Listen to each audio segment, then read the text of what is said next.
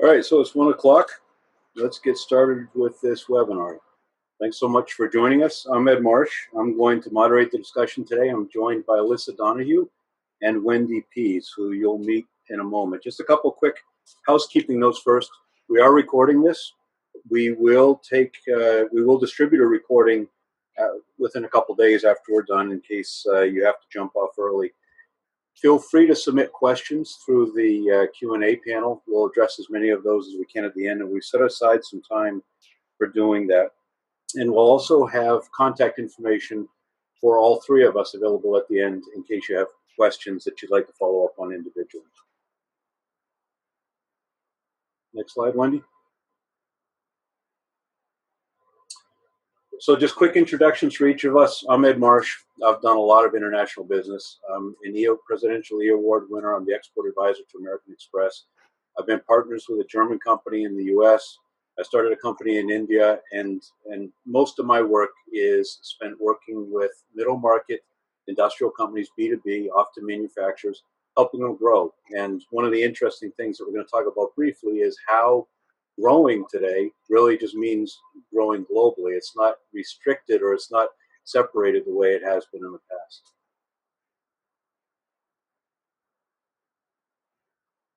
past. Hi, I'm Wendy Pease, and I'm owner of Rapport International. We're multilingual communications experts, and we're really passionate about helping people communicate across languages and cultures.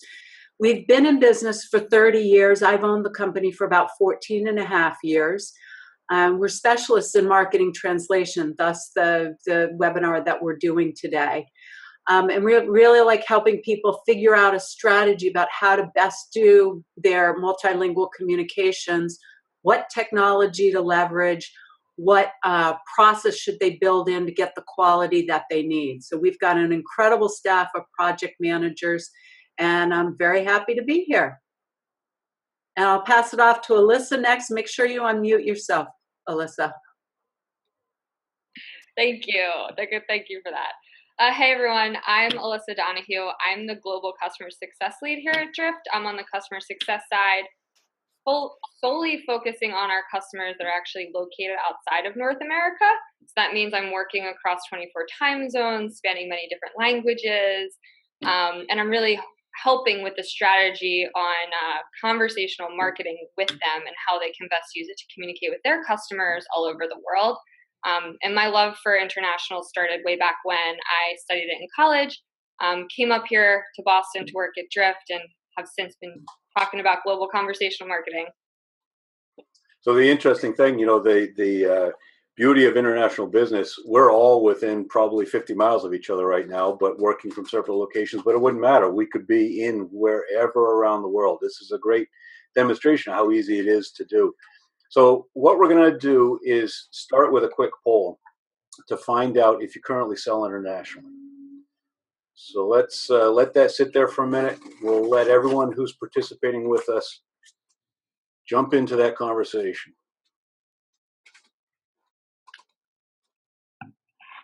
Couple more seconds and we'll close it out. Yeah, and we're not allowed to vote.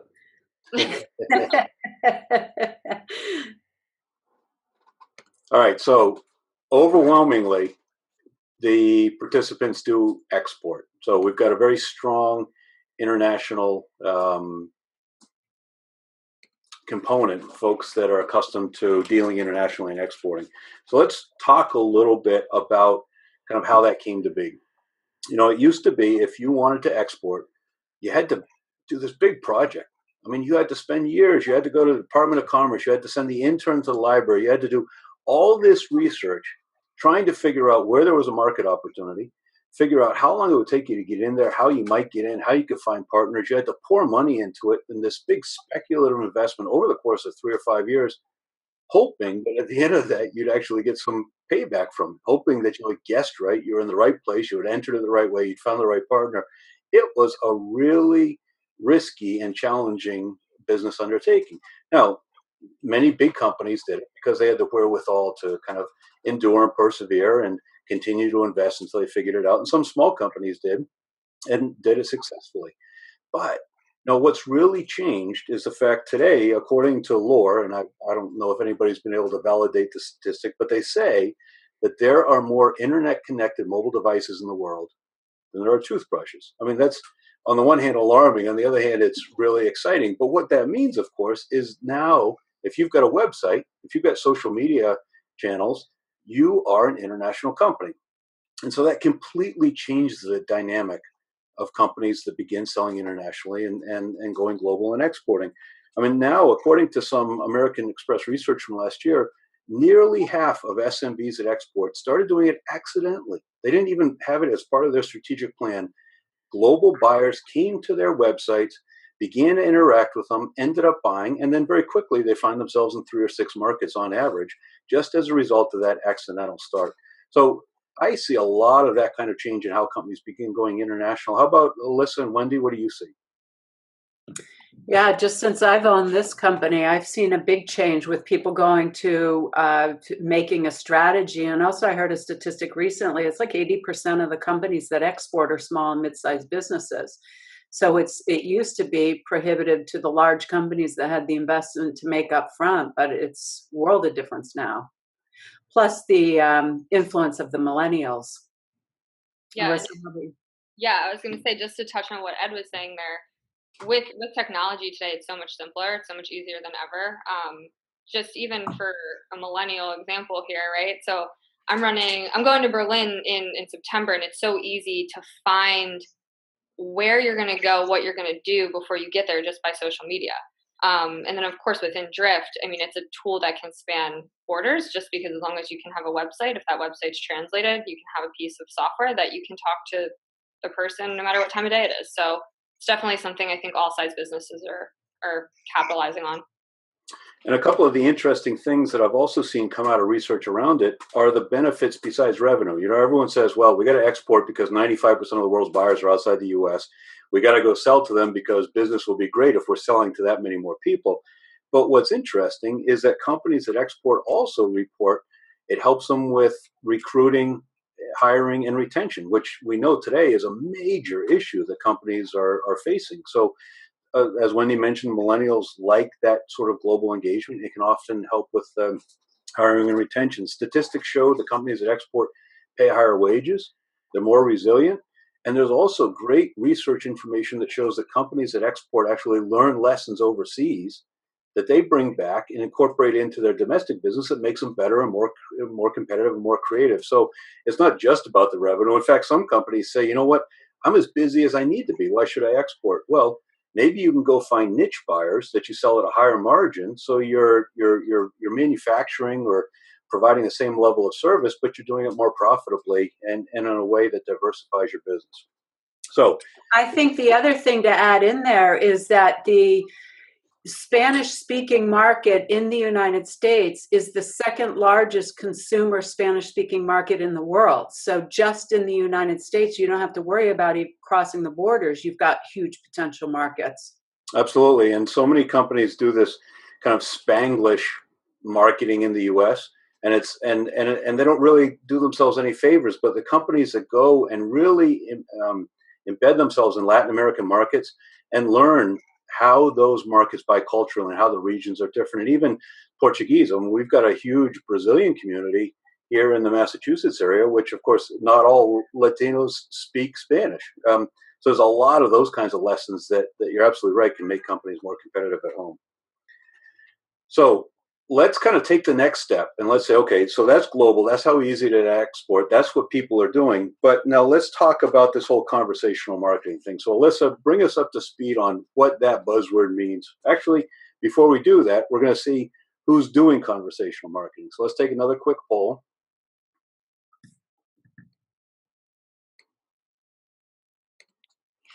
Who's currently doing conversational marketing? Whatever you think it is, however you understand it. And Alyssa's going to clarify that for us in a minute.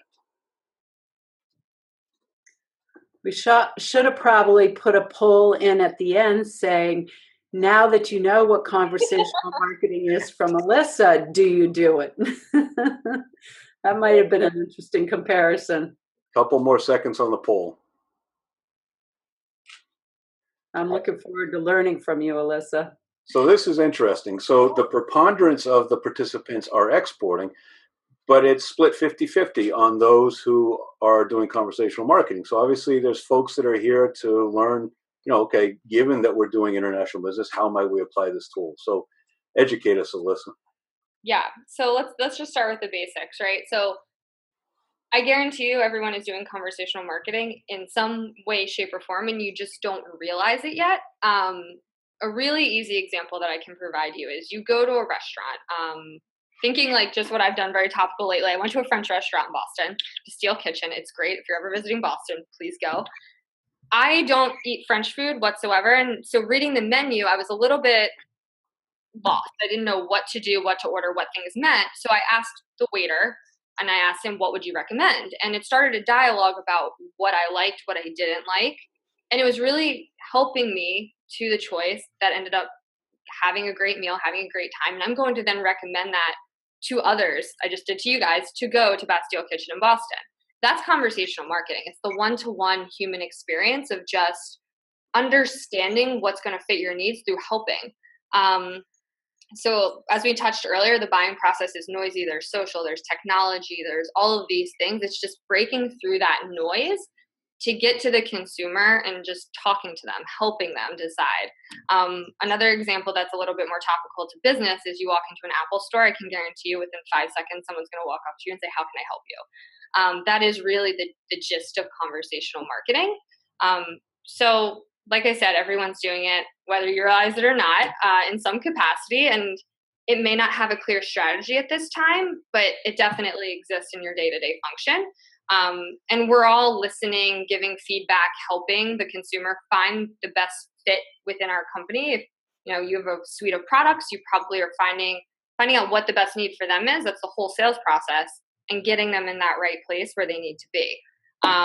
It's at the core of everything we do here at Drift. We help our customers buy by utilizing our platform, and our platform helps other businesses buy through businesses by qualifying, leading them to the right piece of content, and really just helping them along the way. So I think everyone's doing it. Absolutely. So a little bit more then on how you guys have begun your process going internationally. I think that could be a really interesting case study along the lines of what I described of how many other companies are. Did you set out from the day DCancel got his first dollar of investment to be global, or has it just kind of happened gradually? It happened gradually. It really did. So I think the beauty of how Drift grew is we eat our own dog food. So we have Drift on Drift, and our bots can talk to you 24/7. We have them localized in such a way that if we're targeting, the Latin America, it's going to greet you if you're in Mexico, it's going to greet you in Spanish. So we try to fit that. And then we also span different time zones. So we've naturally tried to cross borders with our technology and make those using our technology have those tools at their disposal where they can have different teams, different languages, and different bots within there. So we've grown gradually. It wasn't anything forced or just kind of using the tool at our disposal. But obviously, you started out, you only had English. You had English, native English speaking real-time live chat, and you had English bots. And that worked, and you started to get international visitors and buyers even with that. And then you gradually began to work on other languages? Exactly. Yep. So we kind of picked, we realized where most of our customer base is. To no surprise, it's the US, Canada, and the UK. But within the last 6 months even, we've grown, I think 30% of our customer base is actually from a non-English speaking country.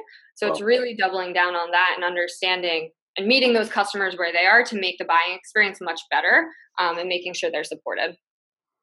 And what kinds of businesses have you found are most effective or are the kind of first adopters? And what's the second wave in terms of adopting conversational marketing?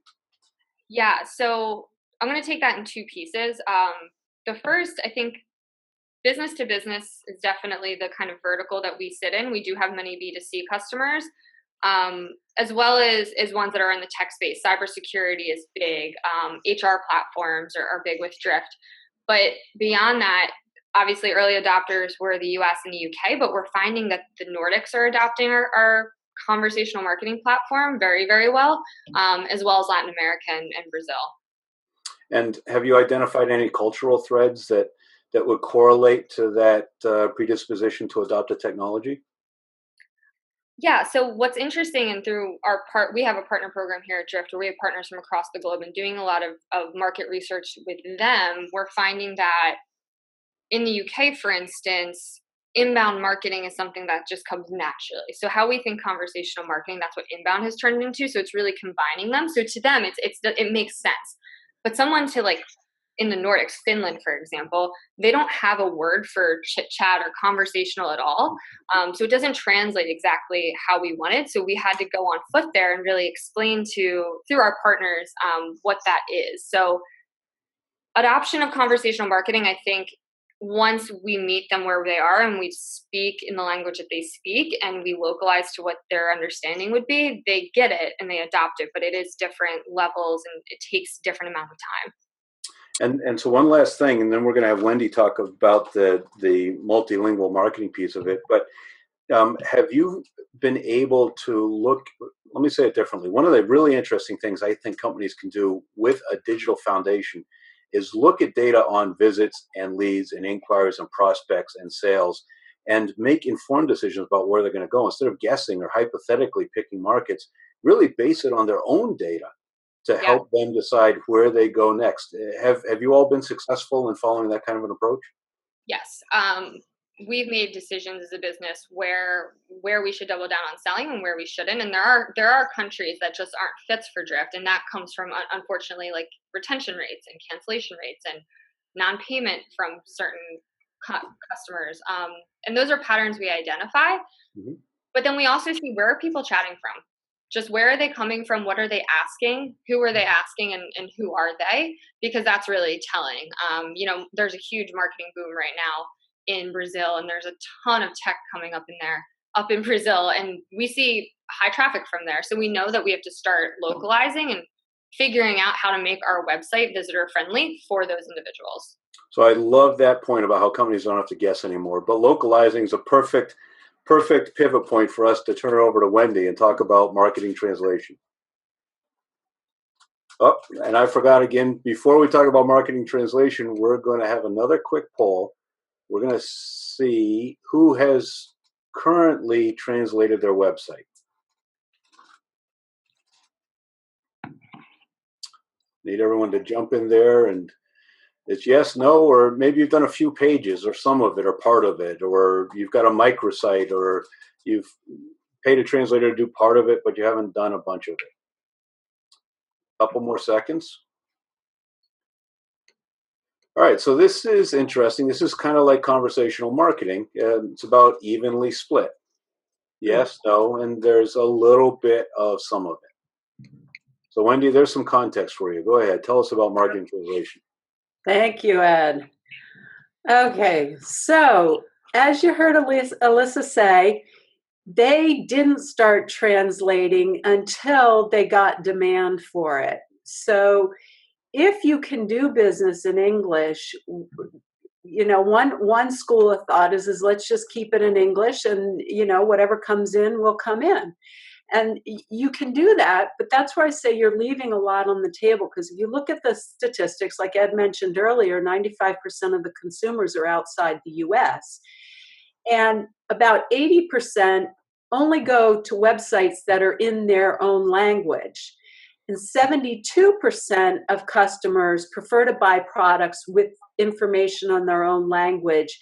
And over half of those say that language is more important than price when they're looking for products. And 42% say they never purchase in other languages. So if you stick with English, you are definitely leaving revenue on the table. And they also say, for those of you that have translated websites convert more than 3 times more visitors from leads to clients. So then another thing that keeps coming up when I hear people talking about translation as well, can't we just use technology? Well, technology has changed drastically since I first got in the business, like I mentioned, 14 and a half years ago. And there are places for it. And I still say, if you get an email, you don't know who it's from or what it says, pop it into Google Translate. It's going to give you a gist, and you'll know if it's something you need to follow up on. But if it's anything that can really affect your bottom line, you are going to want to have human involvement in it to make sure the quality is there. And even with human, if they're not fully trained translators, they may run into cultural problems. And you've heard of the Nova car. Nova in Spanish means it doesn't go. I mean, that's an old standard one. And then Electrolux, here even in English, they launched from the UK over to the US, and their tagline was, "It sucks."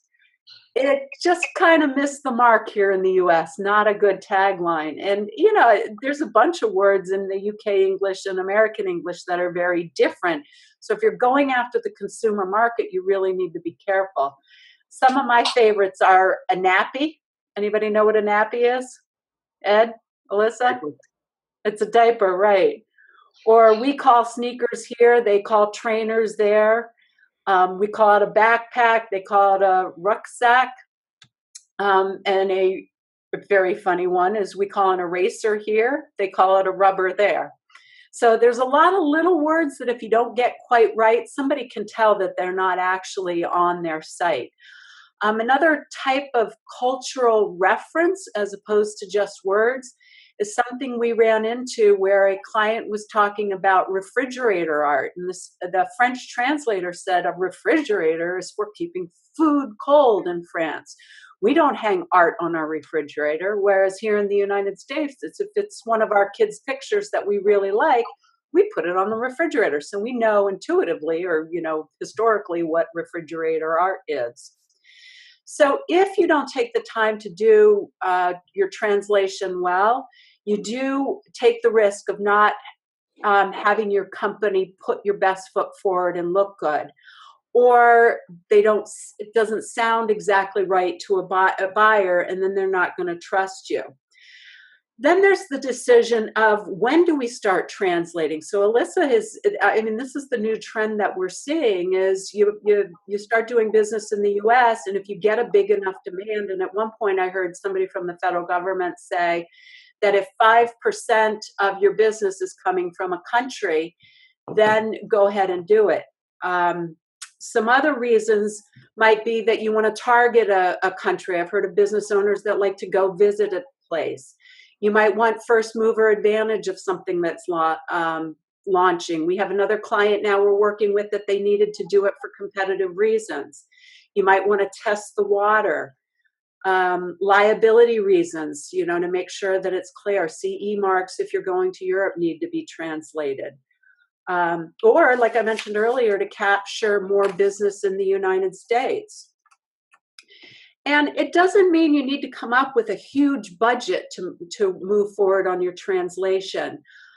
We've worked with companies that have a massive website, but they're only selling a couple of products internationally. So then we could look at what product brochures and landing pages do they want to do, what contact information.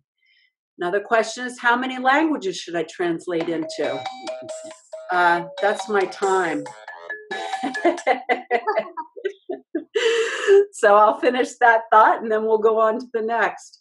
There's 3,000 to 6,000 languages in the world. There's no way you need all that. There's 24 major languages, a couple dozen, but we see 10 languages that are the big business languages. But it all wraps into the strategy of what you're going to do. So I love this thread here of making digitally based decisions. So Alyssa talked about how you can use traffic and that kind of information to decide what market you might want to focus on.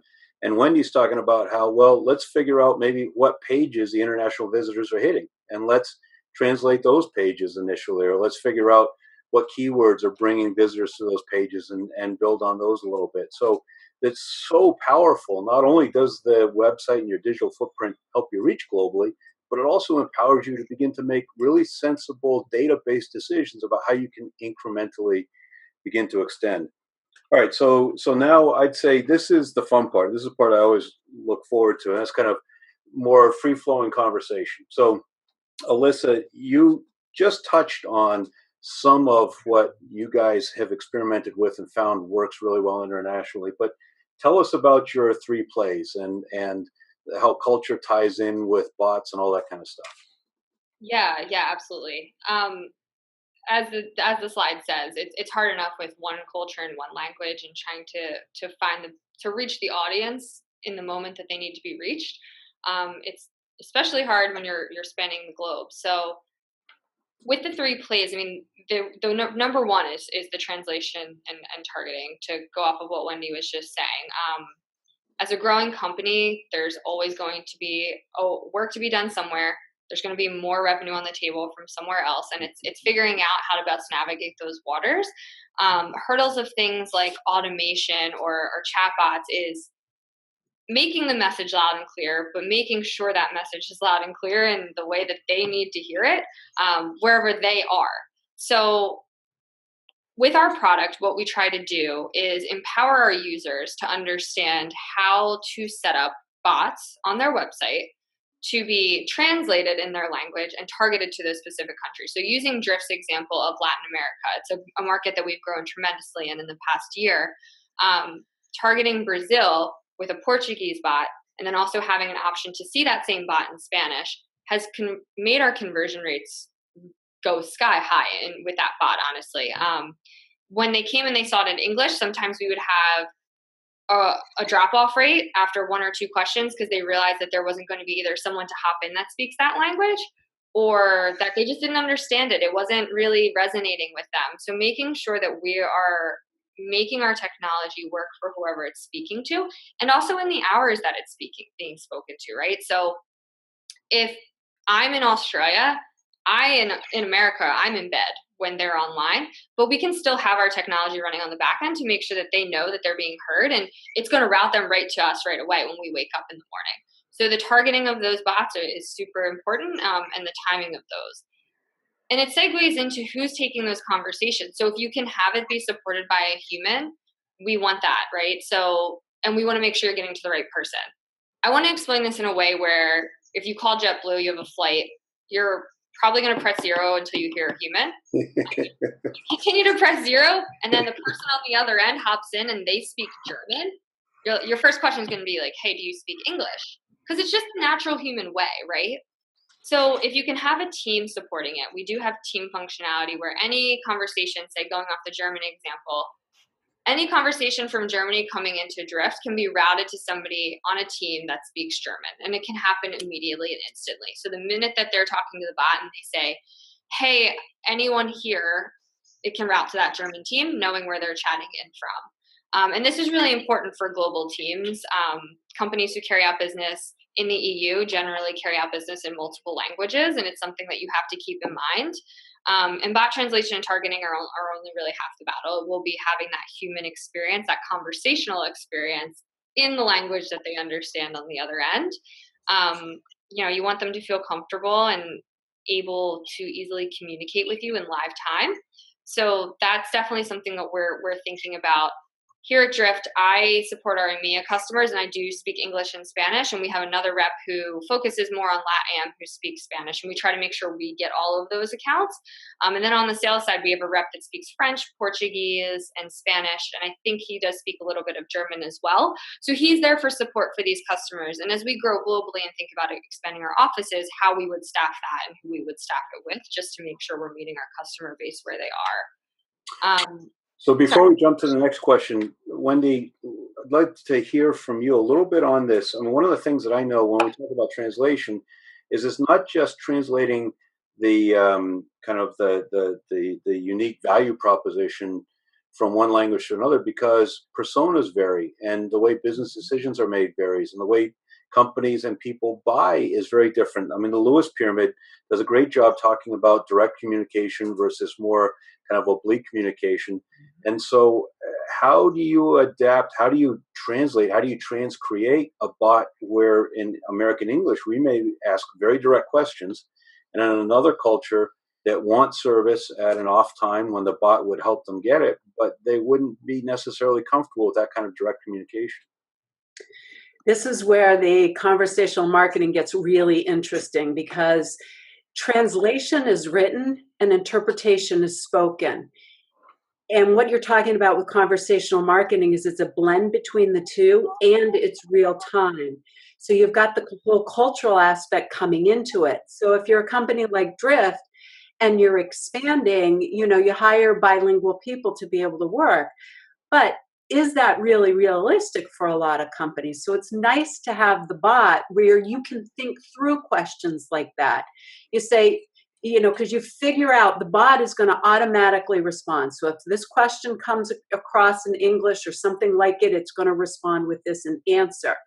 Now, that is the same process that we use for marketing translations. Let's look at the flow of what the English says, and then let's look at how that would come across in another language. And it's the same thing with when you're branding, you're thinking about marketing materials, you're trying to do international communications. If you're going global, you really need to think about these as you're creating the creative and the messaging and any of the language that's going out, so it can be caught early rather than at the, oh, now we need to get a translator and it's so far down the line the message doesn't work. So with conversational marketing, it really takes making a strategy. Okay, we've now seen 5% of our international revenue coming in from Brazil.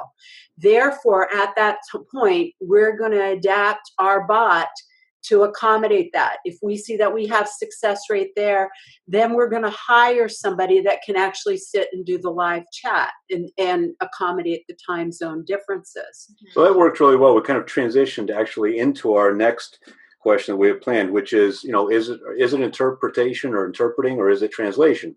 Is it live spoken? Is it real time written? I mean, it's kind of in this blurry area. But how do you manage quality when it's happening real time? And what about the explosion of machine translation and using APIs to try to do it? I think you're muted, Wendy. I bumped the button, sorry.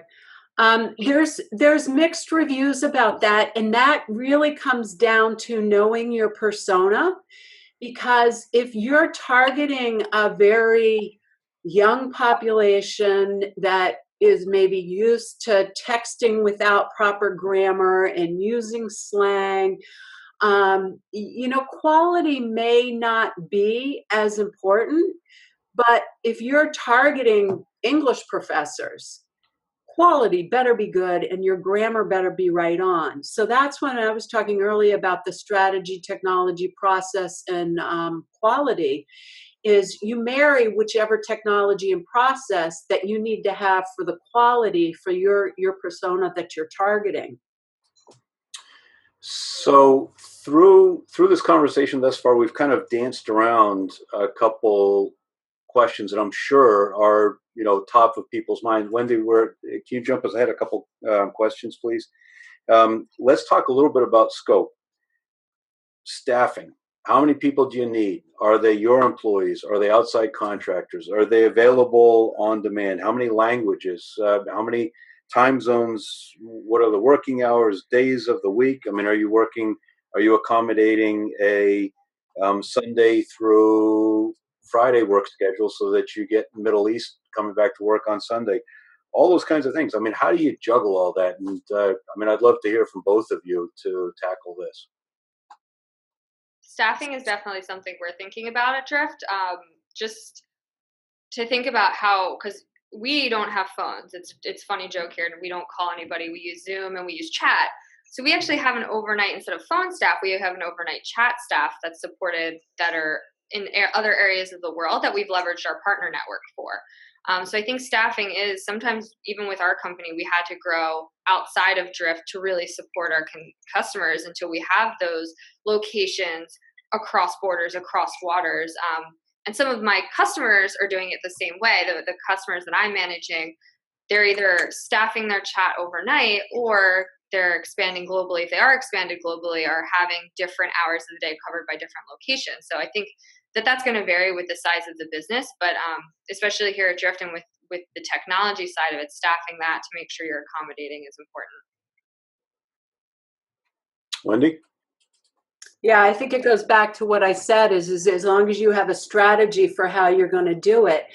then you make sure. So say you have 5% coming in from Brazil and you decide that you're going to do a chat box. Now you've got up to 10% because it's accepted well, and you decide you're going to hire a person. What happens if all of a sudden Germany jumps up to 3%? Does that mean you juggle really fast and now you go after Germany? You have to have a written strategy and understand at what metrics and at what point are you going to staff up and accommodate the language. So, Alyssa, you mentioned that you actually route stuff to international partners. So let's talk a little bit about how the technology would help you. I mean, if you've got an office that's staffed 9 to 5, 5 days a week in the U.S., you can actually adopt the technology, or adapt the technology rather, so that you can route inquiries different times a day, different days of the week to different places, just automatically, right? Yep, exactly. So with Drift, what we do is we have teams within Drift, and each team will have online hours. So think of it as your business, right? So a coffee shop here is going to be open from 9 to 5 or whatever the hours may be. And in Australia, it's going to be flipped. So we want to make sure if somebody is online that everyone is being routed to the correct team, essentially, that is online in real time. To go with what Wendy was saying earlier, so much of this conversation is going to happens in real time, and that's what makes it successful. But you also want to make sure that you're accommodating to the correct geolocations at the correct hours with that right messaging. And that's something we do right in our product. And it's something that I teach all of our customers to leverage because they span many time zones. So yeah, it's definitely something that was tackling. And for those wondering about the specific technology, you're doing that with IP addresses, right? Based on where the visitor is coming from? Yep. So built into Drift, we just do the IP lookup. So if they're coming in from France, we'll push it over to somebody who speaks French, or our partner Cloud Task is located, I believe, in Colombia, and we actually push all Spanish-speaking reps over there. So those are things that our customers are doing as well. You see that quite often. Cool. Wendy, did you have anything else you wanted to add to this question? No, I think she covered that well. Cool. All right. Let's go beyond language. What about culture? We touched a little bit on culture a moment ago. Are bots appropriate for every culture? How about formality in relationships and language? How about some cultures take much longer just having conversation before they actually want to talk about business, whereas a bot is kind of, all right, let's solve the business thing before we even get to know each other. So how do you juggle that? Alyssa, this is probably primarily for you, and then we'll see what Wendy has to say about it. Yeah, it's definitely something. It's tough. I will say, I think this is the most challenging part about putting a piece of technology on a website that's customer facing, and that customer can be coming from anywhere across the globe. And it is definitely, it goes into the strategy, like Wendy was saying. It's really, you have to put thought into it. We definitely do our best to understand the culture of our site visitors, the norms, how we work as a vendor, honestly. Because if you're going to be a third party, or if you're just doing business with them, you need to understand those cultural norms and build that into the product, being a chatbot. Understanding what language makes sense is important, but there's much more than just the translation. I talked on this earlier, but even knowing what conversational marketing is to somebody in Finland is going to be very different than somebody in the UK. Just because conversational isn't a word that they use very often. It's not something that they have a clear understanding of. And there are so many different things like that, to Wendy's point earlier, where it may translate really well here, but not abroad. So we have to be mindful of that. And I think it's just knowing your demographic, being as formal as you need to be. If you're talking to a millennial who's texting all the time, you're probably going to use emojis. You're probably going to use some pictures and GIFs and things like that. But if you are talking, like I said earlier, cybersecurity is huge. We want to be really mindful of those people and be really mindful of the message that they need to hear, no matter what language we're speaking. Actually, the enterprise edition of Drift will let you adapt your bot based on what you know about the company, right? Through a lookup. So not just location, but if you know it's an enterprise SaaS company, you could address it in a certain way, as opposed to, a traditional manufacturing company or something like that, right? Exactly. Yep, you can personalize it if it's a retail industry, if they're in e-commerce, if it's cybersecurity. And can you overlay the language differences on top of that as well, so you'd have multiple permutations? Yep, so you can have a bot, say, targeted at a technology firm in Sweden, in Swedish, and have that same bot slightly different targeted to Germany in German and make sure you're flowing and it's all appropriate. Cool. Mm-hmm. Wendy, what do you think about this question of, beyond just the simple language piece of, well, I shouldn't say simple, the complicated language piece of it? What about all the other elements that figure into it? Yeah, well, I was just thinking about culture, even a simple example. As you said, we're all remote here, and my company is virtual in Massachusetts, but we have an office in Lincoln, Nebraska, because people drop by the office. They want to get to know you. They're much more high touch just into different American states. So culture is definitely something that you have to think about when you're doing the whole conversational marketing. Do you jump right into business, or do you get to know? And that's all part that you have to think about when you're developing your strategy. On the bots, there's this. We're doing more and more training on writing for global English, and it's really perfect grammar, shorter sentences, direct to the point, no passive tense. So if you can write for a global English, you're more able to leverage machine translation and translation for bots. So that's an area that we really work with people. And if we see something in the writing that one of our clients are doing, we'll certainly point that out to say, you could say it this way and it would be better. The other is keep consistency.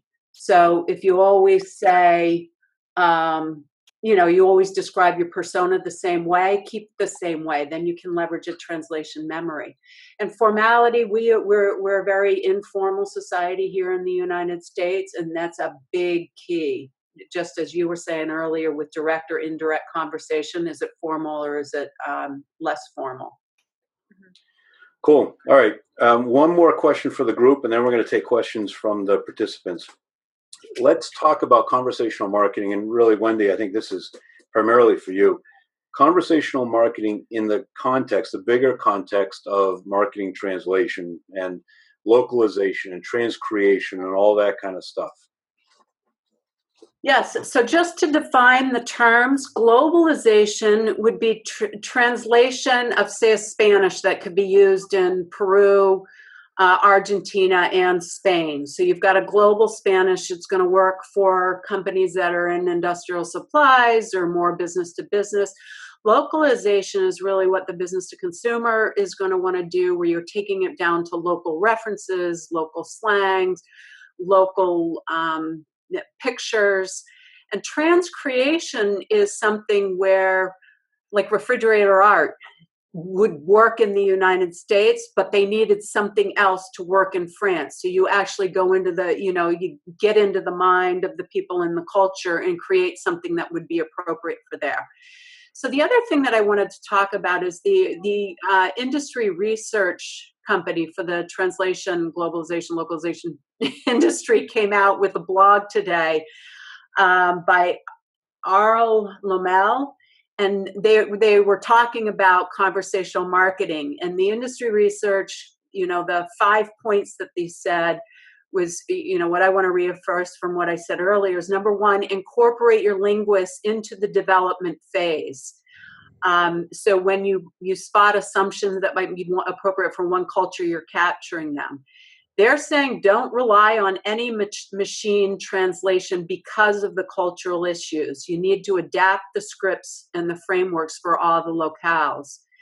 Number three is to set realistic expectations. I'm sure Alyssa can talk to it more, that when you have a bot and you're in English and you got all the people who are managing that, if they're seeing a different type of question come in, they can go in and they can adjust it very quickly. They can, be fluid with it. But when you have a language management, a multilingual communications plan behind that, you can't adapt as quickly. The fourth bullet point would develop your specifications early on and stick to them. That's what I was talking about earlier with, is it 5% from Brazil and you get a spike from Germany? Do you run after that? But make a plan and stick to it. And that's just a good general translation management plan. And then something we haven't touched on too much is security, legal, and regulatory issues. By countries, that can vary. So as a company, you have to decide whether we're going to follow the rules or the guidelines of the most restrictive country, or take the time to understand what they are between countries and make sure we're following in compliance with that. Cool. Good stuff. Anything else, Alyssa, you have anything you want to add to that, or any other thoughts on that one, Wendy? Good. All right. So let's put up our contact details. We'll leave this up while we go through audience questions in case anybody wants to reach us afterwards. And let's see what questions we have. All right. So question from Henry. How many languages do I have to have? You probably get this one a lot, Wendy. What? You probably get this question a lot. Yeah. Well, more so I get the question of how many languages do you speak? And I speak English, some Spanish, a little bit of French and Italian, and it gets rustier as I'm in this industry because the language professionals are fully bilingual. But for the languages that you need, it's really coming up with a strategy because, master one, put in a process, and then do the next. So it's, to go out and say, I'm going to do 24 languages, that's a big nut to bite off. But once you figure out one, then you've got the framework. And that's what we work with people on doing. Alyssa, do you have any thoughts on that one? That's exactly what I was going to add, is that with how I guide our customer base that is working globally with our technology, start with 1 or 2 languages, really understand, number one, because it's a new piece of technology that people are adopting, how they're interacting with it, get that framework, get the strategy, and then start rolling it out slowly to other languages. And, you'll have some low-hanging fruit. Most companies do have an idea of, 1 or 2 languages they want to start with and then roll from there. Speaking of different languages and thinking of one of the points Wendy made a moment ago, it prompted my thought, is your Drift knowledge base available in multiple languages as well? That is a great question. I think that it will translate to the browser because we can do it, and it's treated just as another web page. So as long as that they have their browser, that will automatically be translated. It's just that Drift sits on an iframe, so our bot isn't. You actually do have to translate that yourself. Got it. Okay. Yep. All right. Let's see. Next question. Sharon is wondering, you mentioned, Alyssa, about the Nordics being rapid adopters of this. She's wondering what other countries you've seen that may be more apt or less inclined to really embrace the bot model. Yeah, I think one country comes to mind with the hardest adoption rates, I think, is France, which is interesting for me because I think it's just from where it's located. To me, it would be a quick adopter, but I do think that they need, like, to what Wendy was saying earlier, like, localization is very important in that culture. And if you miss the mark, I think that they just walk away from it. I actually work with a company that's based in Boston, but their other offices in France. And we talk about this all the time, how they actually haven't rolled it out to their French team yet because internally they just don't know how it would work. And how they would have to allocate a ton of resources to it to localize it and everything like that. Germany is quick to adopt as well. I find that Germany is very tech savvy. They're very hands off with onboarding. It's when I get a German client, generally it's 1 or 2 check-ins and then they're off and running on their own. And they have huge adoption. India as well. India gets a ton of traction with the bot. Now, in countries like France where you've seen adoptions a little bit harder, do they embrace live chat? It's just the bots they struggle with, or is it the entire conversational marketing premise? I think it's more actually just the bot. We do see live chat work really well, given the strategy behind live chat is much simpler. When the bot's running, you do have to decide what it's going to say and when it's going to say it. So there's a lot more demographic knowledge, site visitors, where are they coming from, who are they looking for, versus live chat where it's just connecting you to a human who's most likely going to speak your language and be able to figure it out very quickly. Right. Cool. All right. Another question. I think this probably was prompted by one of your observations, Wendy. Hannah's asking about whether you can use the chat in multiple languages within the U.S. So if, instead of necessarily by IP address, what if you knew that for Latino, Latina visitors to your website, you wanted to be able to give them a Spanish experience, even though they're coming from within the U.S. Yeah, you absolutely could do that, because if you've tracked what language they are, or if they start the question in Spanish, then you can start responding to them in Spanish. And you can even build with the bot, right, Alyssa, that you could ask, the first question is, do you want to speak in English or Spanish? Yep. And so once they choose, then you could have the whole flow of information go out. So it wouldn't be prompted automatically by the IP address, but you could ask that identifying question first, that then would trigger the rest of the conversation. Yes. Yeah. Cool. All right. Let's see. I had another note I made to myself. How many languages does Drift support right now? Yeah, so I think we support, and when we say support, or is the question more around our product or the support within Drift? Well, so answer it both ways. Yeah, I think we support 20 languages in product right now. From a customer success standpoint, unfortunately, me and one other CSM are focusing on our international markets, so we're limited to just English and Spanish, really. But we do have people who are here who speak French, Dutch, German, French, Spanish, Portuguese. So 6 more that are on the ground here, and of course, as we grow globally, that will be changing. So when you say in product, you mean the software itself? Yep. And then when you say what Drift supports in terms of your staffing, but then for a company that decided they wanted to adopt conversational marketing, they're only limited by the number of languages into which they've translated, right? I mean, they could have as many as they wanted to have. Absolutely. And what does a company do if a visitor comes from Switzerland, for instance, where there's really 3 languages that are equally common? Do you use that same trick that Wendy talked about, where the first question is which one do you want, or what do you do? Yeah, so I have customers who do both. I have a few that come to mind that do ask it right up front. Just like your website, you go and you're like, are you the UK or the US? And you pick which one. Same idea. But I also have other ones that do just default to whatever their main language on the website would be, whatever they natively do. So if there are some of those use cases where, and the Netherlands is a great example, where they speak many languages, they just go to what they think is best and hope for the best, essentially. But yeah, both ways. Okay. All right. Question from Mike. He's wondering, can I only show the chatbots to visitors from countries that speak English? You can. We can do geo-targeting with the bot, so we can target it just to specific geolocations across the globe. If that may only be Canada, the US, and Australia, we can certainly do that. Got it. Okay.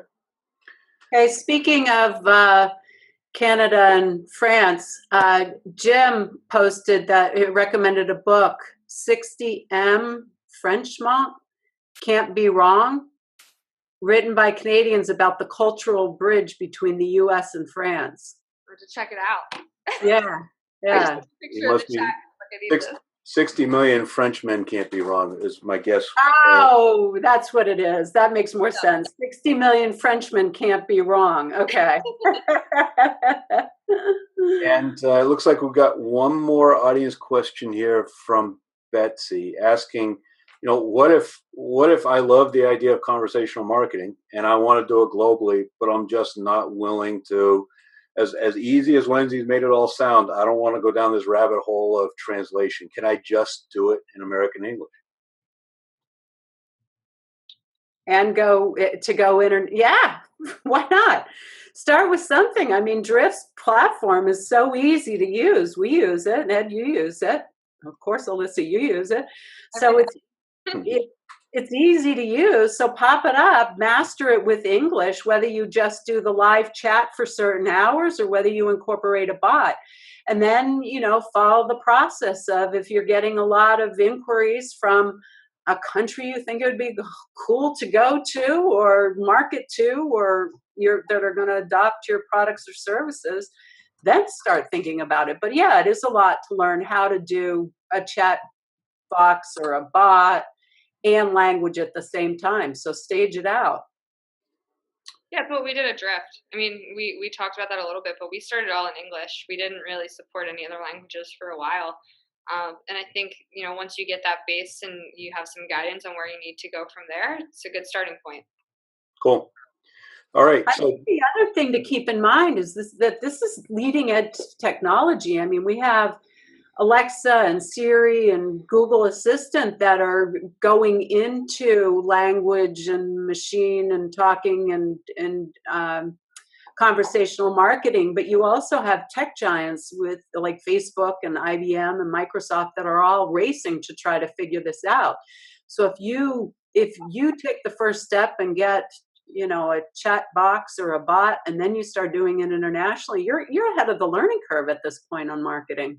and you'll stub your toe. I mean, when you're doing something early, you're going to be figuring out best practices along with the rest of us that are just beginning to experiment with this stuff. So this conversation today has been terrific. I mean, I think it gives everyone a head start and helps anticipate some of the issues, but none of us are going to do it perfectly, in addition to the fact that buyer expectations are changing so quickly. Whatever we figure out this right today is going to be different in a few months anyway. Add in the culture and everything else.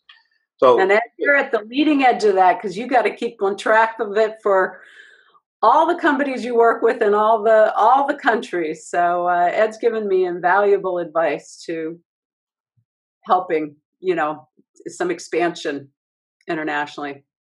well, and both of you have offered wonderful insights to this conversation. Thank you.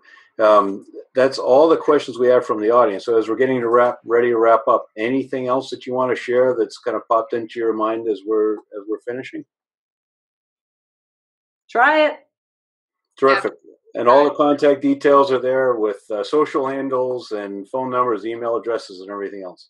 So thanks very much to our panelists, Alyssa and Wendy, and thanks to everyone that's joined us today and for folks that end up watching this recording later on.